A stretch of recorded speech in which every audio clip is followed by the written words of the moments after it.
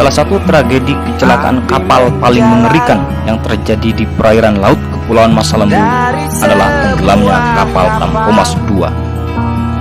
Ini adalah foto yang diambil saat peristiwa pilu berlangsung oleh seorang awak kapal Sangihe yang sedang berusaha menolong para korban Tampomas II yang tenggelam pada tanggal 27 Januari 1981.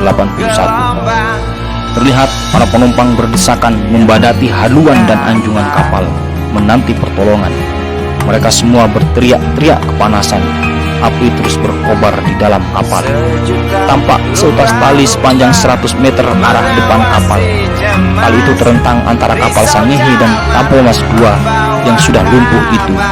Upaya pertolongan kapal Sangihe gagal karena ombak di laut Masa Lembu saat itu begitu besar.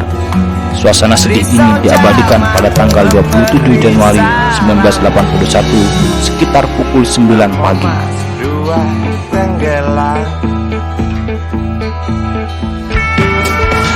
Tenggelamnya kapal Tampomas II adalah tragedi kecelakaan laut yang paling memilukan di negeri ini. Tidak hanya karena korban jiwa yang mencapai ratusan orang, tetapi juga pembelian kapal tersebut dari Jepang penuh dugaan korupsi di era pemerintahan Soeharto. Kapal Tampomas ini diproduksi pada tahun 1956 di Jepang, kemudian dimodifikasi di Taiwan pada tahun 1971. Kapal ini memiliki kapasitas penumpang hingga 1.500 orang.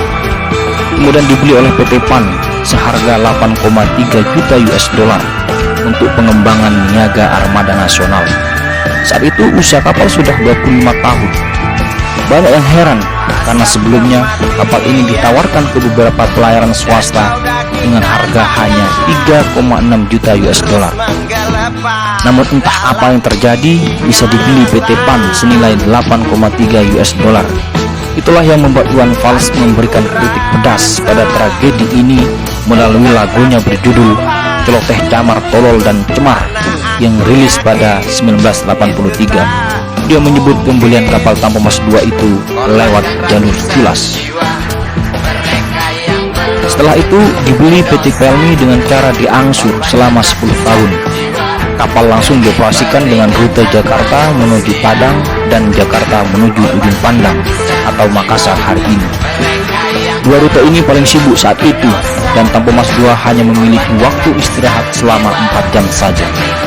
Sebelum tragedi mengerikan itu terjadi, seharusnya kapal Tampomas berangkat pada tanggal 23 Januari 1981 menuju Ujung Pandang. Tetapi karena ada kerusakan dan harus diperbaiki, akhirnya baru bisa berangkat pada tanggal 24 Januari 1981.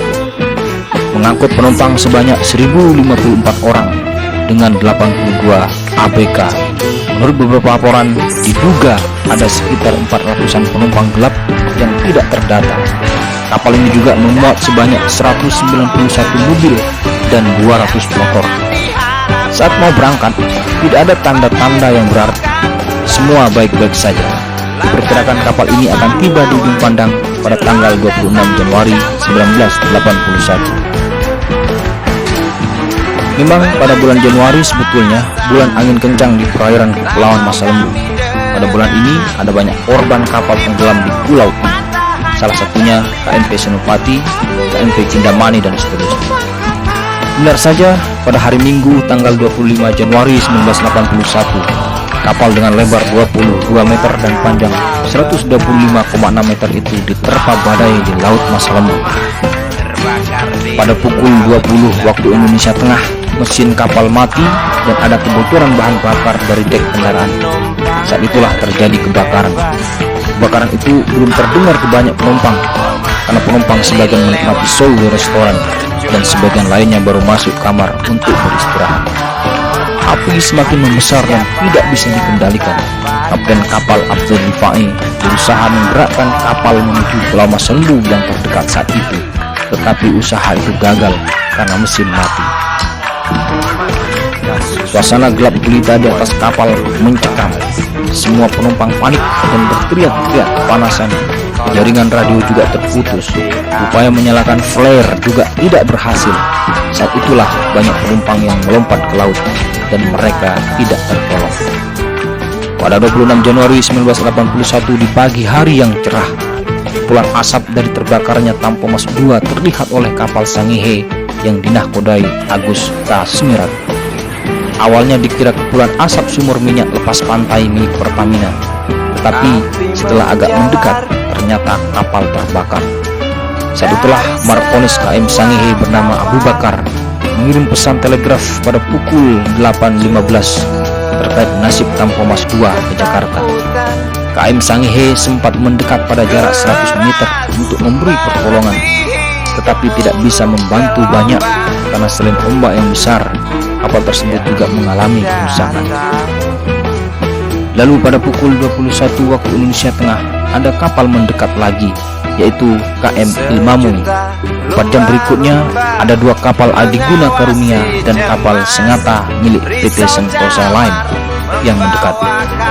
Mereka memberi pertolongan pada beberapa penumpang yang masih hidup.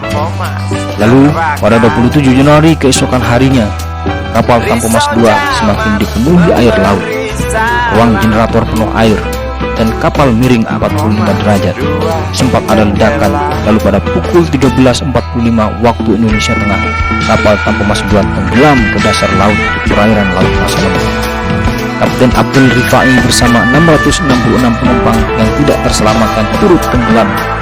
Ibu Ki Ade mengabadikan kepahlawanan sang kapten dalam lagu Sebuah Tragedi 1981. Itulah kisah pilu itu terjadi di perairan Laut Masalembu yang dikenal angker oleh sebagian laut.